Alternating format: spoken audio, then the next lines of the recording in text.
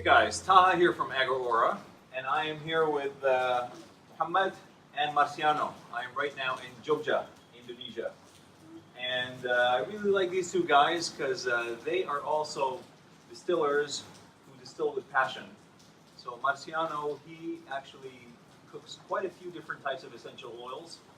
I guess the various different islands of Indonesia, clove, patchouli, vetiver, all sorts of stuff.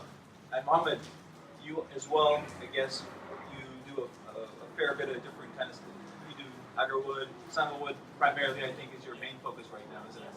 In fact, I smelled one of your sandalwoods and I was very, very impressed by that one. It was from, what island was that from? Sumba. Really? That was Sumba sandalwood? The album, Santalam album. Very nice. Sumba and Agar, Flores. What's the name again? Flores. Flores. Yes. So Flores and Sumba. I see, I see. So yeah, we've been chit-chatting and just discussing the state of affairs in Indonesia right now. So of course, I live in Malaysia. There's a different dynamics there in the jungle. And right now, Indonesia is the country with the most abundant agarwood in the jungles. Would you agree? Overall, if you compare it to India, Cambodia, Malaysia, and so on, Indonesia is far more. And especially considering the fact that there are so many islands. How many islands again in Indonesia? 70,000. Oh my God. 70 or 1? 17,000. Yeah, quite a few islands. Yeah. So definitely there is more agarwood here as compared to, let's say, continental Asia. But that is not to say that good agarwood is plenty. Like Super King, for example. Very rare. What do you think? Well, Java, which is where we are right now, Java Island, there is none except for maybe a tiny little patch of land. But the more famous destinations like Kalimantan, Borneo, finished, huh? Sumatra, finished. No. You can get like Arab market chips, but can you get the China market Super King? Rare. So Sumatra. What about Kalimantan? Same rare. Same, huh? Yeah. If we talk about the Super King and then Sinking, it's rare. Yeah. So, but Indonesian Gaharu is not extinct, but rare in Super King. Yeah. In your opinion, is it ever going to go extinct in the wild? Masih ada. There will be extinction, or there will always be. There was no Yeah, yeah. In Malaysia as well. In fact, I did a mini documentary a few months or a couple months ago, and you see what do you call those? The saplings all over. I mean, they are very, very abundant, and I would imagine in Indonesia even more so because there's so many different varieties. You have the girnops, and you have a bunch of different aquilarias, and they're all just. So definitely there is gaharu, there is plenty of agarwood, but there isn't plenty of the high grade stuff. Yeah. And so, in your estimation, or per your observations, when did you start noticing that, wow, okay, things are really, the good stuff is really becoming rare now? What year would you say that happened?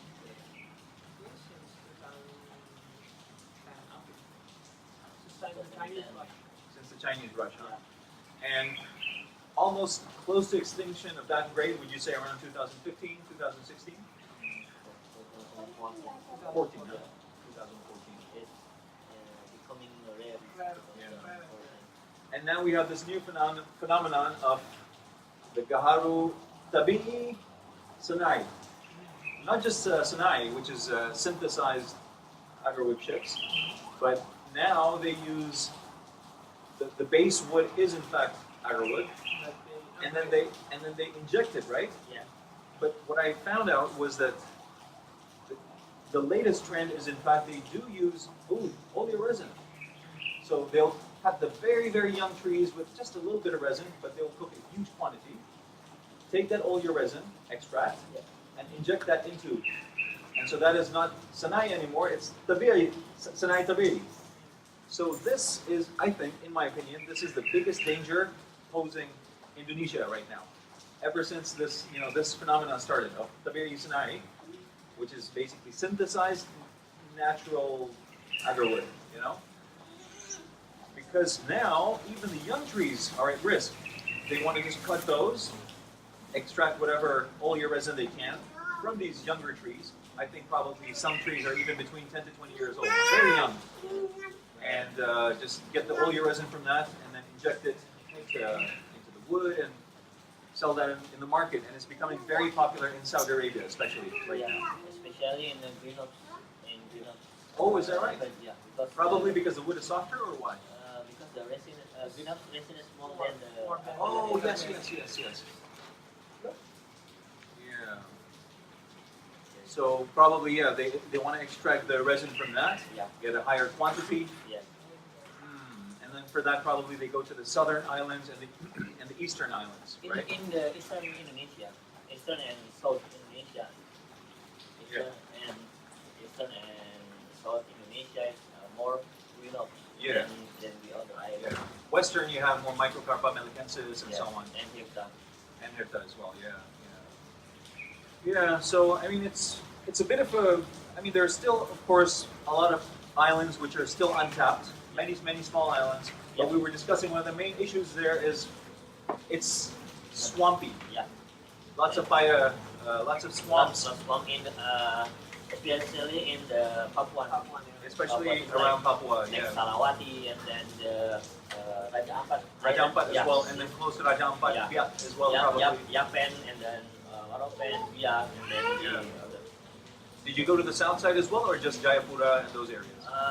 You've the- been around, haven't you? You've been to Sulawesi, Yes, Papua. Papua. Where else? What other islands? Kalimantan and all. Basically, all of Indonesia. Yes, all of Indonesia I have. You have really witnessed with your own eyes the state of affairs out in the wild. Yes. And right now there seems to be a lot of people who want to make it seem like everything is okay, and then there's also people who want to make it seem like everything is gone. Whereas the reality is that yes, there is still gaharu, there is still agarwood in the jungles, but either it's a problem of transportation, or the islands are swampy. So you will get kind of like the Merauke style, kayu, paya, that kind of stuff. You have to fish it out from the swamps. Or if you're going for the classics like Kalimantan, Sumatra, and Papua, the big one, like the main island. I believe that aside from Papua, like Kalimantan and Sumatra, the good stuff is mostly finished, like 100-plus-year-old trees and so Oh, on. yeah. Yeah. Yeah. Right now it's young tree more than kebun tea more. Yeah. Quite a few, like Yeah. somewhere between 20, 30, 40-year-old trees. Far too many. I mean, I've seen them with my own eyes as well. Yeah. And I would imagine, now I haven't done any hunting in Indonesia, by the way, but I would imagine that in Indonesia it's even more than, let's say, Sarawak or the Philippines or so on. So, in your opinion, guys, what can be done? Do you think CITES is the answer? We don't think. No. Who benefits from CITES? The officials, right? No. The cargo people, the people holding permits, and the bribery, and basically it's not for conservation. It's more a money-making scheme for the Yeah. people who have the permits and are willing to sell the quotas and so on and make a profit. And The license. is it good for the orangutan? Is it good for the orang kampung? No. Is it good for the locals? For the jungles? For the no? I think empowering the people who live in the jungle Yeah. to take care of their homes is Yep. much better than imposing some papers that From some guy who came yeah. up with something in Zurich and he decides to enforce it. It doesn't work. Yeah. Doesn't work that way. So CITES is not the answer.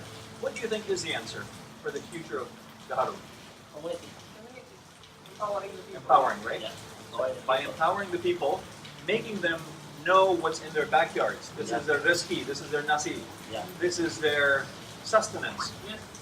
this is the way forward. Yes, this is the way forward because they will respect what they have Yeah. in their backyard. Correct. And probably they would be more protective as well Yeah. of other people coming and Yeah. stealing from their backyards. Yeah. Yeah.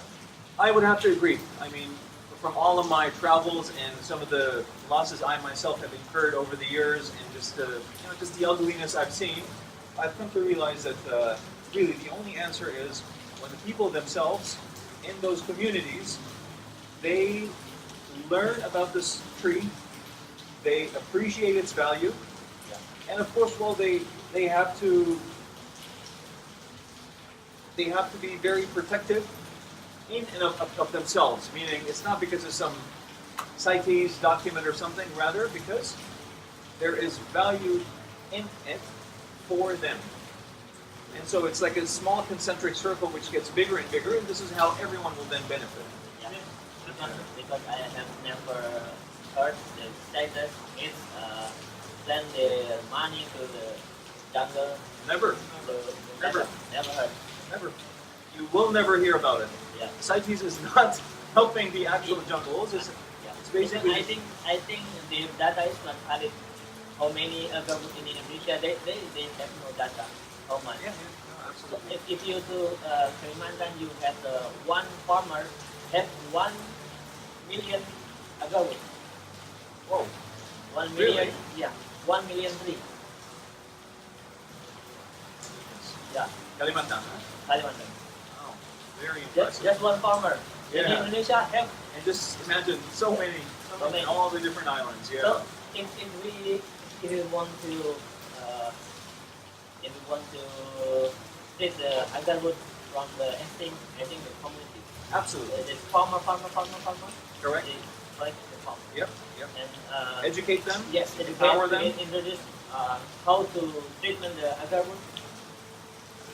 Yeah. Completely Agarwood correctly. So how to start them on a business and how to treat them in the future, Yeah. and also to make it much better. Yeah. I agree. So basically, bottom line, definitely Indonesia has the most out of all the countries. No doubt about it. More than Malaysia, India, Cambodia, everything. In fact, I think Indonesia alone has more agarwood trees than all the other countries put together. This is my personal opinion. I'm Yes, we have convinced of this. wider and Yeah. much variety also the species. Absolutely, yes, exactly. Just even the sheer variety as well. Yeah. So, bottom line, there is hope for the future. It's just that things will have to be done properly. I mean, right now, as you guys know, I myself, right now, I'm facing some issues. Yeah. Once again, it's CITES related. Some wood that's held up at customs, and it's quite a nightmare. And, if everyone does things right, then there's going to be no problem. And my personal conviction is that if people had always been doing things right, there never would have been the extinction of Super King either. If everyone was doing it properly and not just going and just cutting everything down. And likewise with consumers as well, if people were using the wood conscientiously and appreciating what it is. So I guess the responsibility falls on everyone's shoulders. And there is definitely hope, especially I believe in Indonesia. In fact, I really want to focus on Indonesia, the different islands. I hope you two gentlemen will help me in this little mini journey of mine. Yeah. Well, two young gentlemen here, Marciano and Mohammed. Both guys I really admire a lot. They distill oud, and they also distill other stuff as well. And what matters to me the most is that they do it with passion, they do it with love. Which you don't see too much in Indonesia especially. Yeah? Which is a shame, because you guys have been given so many beautiful varieties of agarwood. Yeah. So hopefully I plan to be collaborating with the two of them and share some of the beauty of Indonesia in the form of food oils. Alright guys, that's all for now. Thanks so much for watching, and we'll see you next time.